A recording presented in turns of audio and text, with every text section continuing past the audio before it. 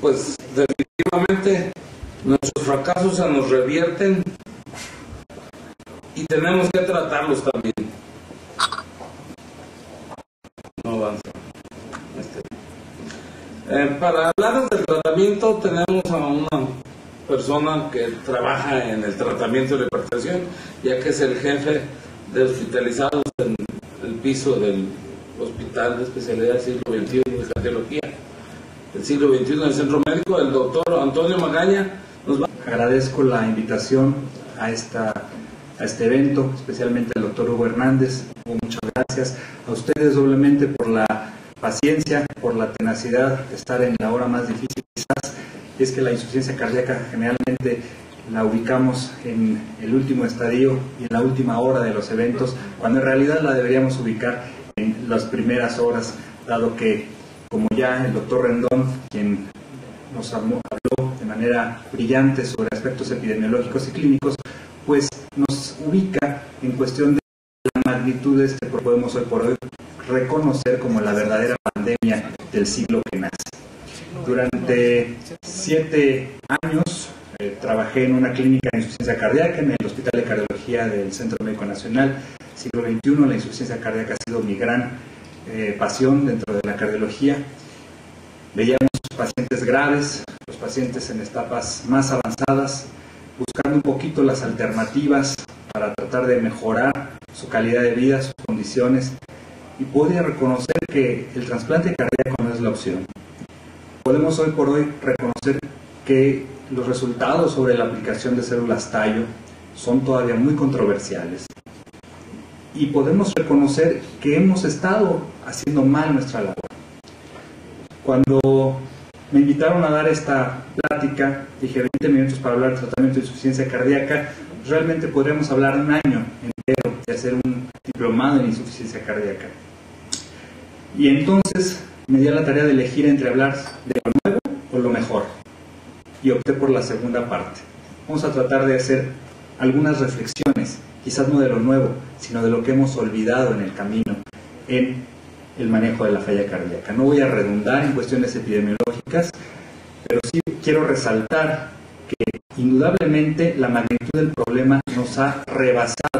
La insuficiencia cardíaca no es relativa del experto en insuficiencia cardíaca. Es un síndrome clínico que debe ser abordado por cualquier cardiólogo, por todos los cardiólogos e incluso por médicos con especialidades afines a la cardiología. Como ustedes pueden ver, en Estados Unidos, ¿sí?, la prevalencia es enorme, alrededor del 2% de la población total. La incidencia cada vez se incrementa más, cada vez se mueren menos pacientes con infarto, cada vez tenemos más opciones terapéuticas, y esto hace que tengamos en esta guerra más heridos, menos muertos, y los heridos a la larga cuestan caro. Tan caro como 28.1 billones de dólares, que es el gasto anual estimado tan solo en los Estados Unidos para el manejo de este síndrome.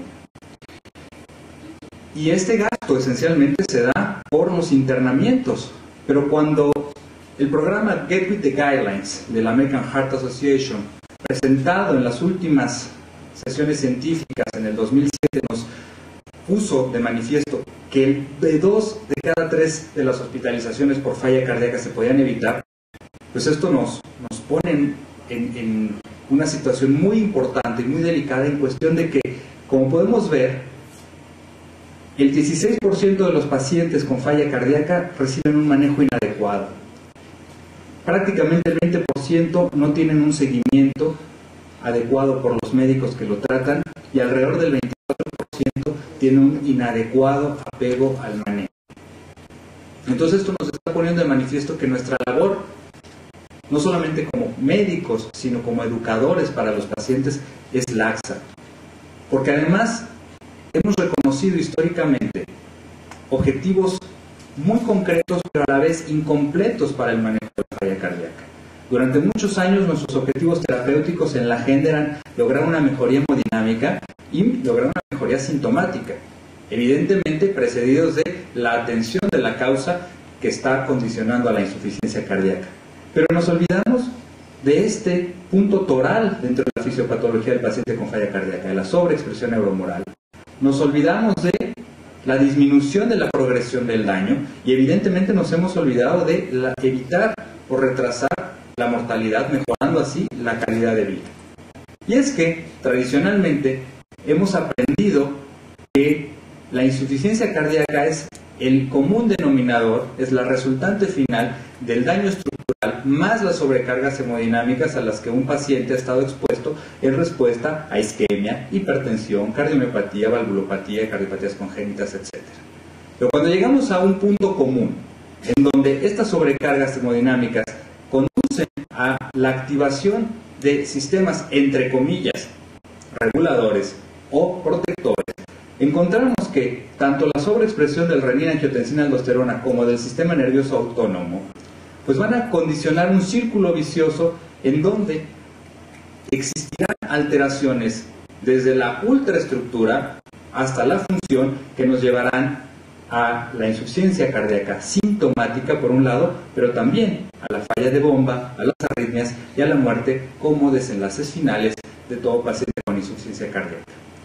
De modo que este síndrome frecuente, discapacitante, mortal, con una mortalidad asociada similar y una evolución similar a una enfermedad neoplásica y además costoso, pues ha sido motivo de quizás el mayor número de ensayos clínicos controlados junto con la hipertensión arterial sistémica y la diabetes mellitus en las últimas 2 décadas. Solo por mencionar algunos, pues entendemos los primeros estudios con inhibidores de la ECA, ulteriormente Milton Packer vino a revolucionar nuestros conceptos con el empleo de beta bloqueantes que hasta hace algunos años estaban formalmente contraindicados en el manejo de estos enfermos. Después vinieron los inhibidores y antagonistas de aldosterona con Bertram Pitt en los estudios RAILS y el EFESUS, ulteriormente CHARM con candesartán o Valheft con valsartán y finalmente algunos otros con medicamentos para estadios agudos como el Revive con calciosensibilizadores y algunos otros con medicamentos y dispositivos estimuladores mecánicos. Y de ahí surgen pues, las guías diagnóstico-terapéuticas que ya se han hecho mención aquí, ¿sí? Habitualmente estamos acostumbrados a referirnos a otras latitudes, a consultar guías procedentes del extranjero, pero queremos ser un poquito el comercial de la guía práctica para el tratamiento de la insuficiencia cardíaca que se publicó hace un par de años por un grupo de gente que nos interesamos en el programa, en el manejo de la insuficiencia cardíaca y que está en la Gaceta Médica de México y que este año en la revista de la Asociación Mexicana de Medicina Interna sale publicado. Lo mismo la guía latinoamericana para el manejo de la insuficiencia cardíaca, de la cual también somos parte, dentro de un esfuerzo que 11 países y 41 sociedades cardiológicas alrededor de toda Latinoamérica publicamos hace un par de años en los archivos brasileños de cardiología. Pero quizás de todas estas guías, lo más rescatable son 2 conceptos que el doctor Rendón ya abordó. El primero de ellos, la clasificación actual de la insuficiencia cardíaca. Y es que nosotros debemos actuar desde este momento, desde el momento en que el paciente está en riesgo de desarrollar insuficiencia cardíaca, si yo no actúo de manera adecuada sobre los pacientes de alto riesgo. Porque cuando llegamos a los estadios refractarios o terminales, realmente poco podemos ofrecerles a los pacientes. El segundo concepto importante, y quizás la guía que lo aterriza de una manera más sencilla, más práctica, es la guía europea publicada en el 2005, en donde de una manera muy concisa, sin llegar a ser una receta de cocina, nos habla de 2 situaciones importantes. La primera, de lo que llamamos el tratamiento obligado. El tratamiento a través del empleo de fármacos que han demostrado no solamente la mejoría sintomática, sino la mejoría del curso clínico y del pronóstico de los pacientes. Léase reguladores neuromorales. Léase y entiéndase por ello el empleo